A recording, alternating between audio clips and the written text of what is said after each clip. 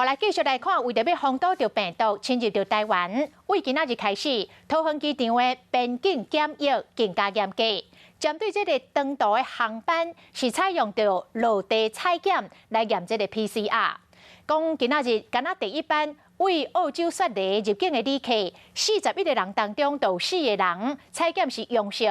啊，到中昼为止，5架落地无人机，253个旅客，有17个人采检是阳性。前进指挥所的指挥官王必胜讲，这个阳性率比本地所想的要搁较悬。天还未光，通机场伫透早4点就头一班为澳洲到台湾的班机，机场的防疫人员走了已经全副武装，准备进行第一天的落地采检。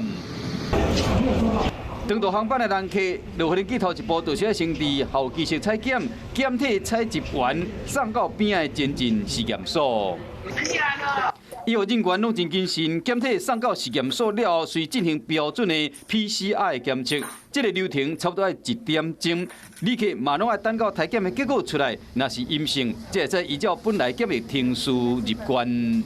最大问题就是飞机的班次看起来有时候就是会快一点到。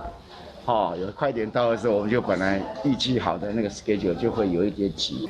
过年前是入境的高峰期，避免病毒对因转来台湾。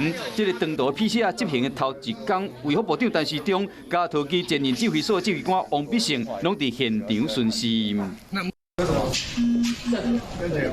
伫透早第一个航班中，就体检出上少有4位 PCR 是阳性。随着空桥卡救护车送到病院治疗，面对入境确诊率愈来愈悬，派出检疫人员伫机场采检，提悬量能，严阵以待，就是要将病毒阻挡伫国境之外。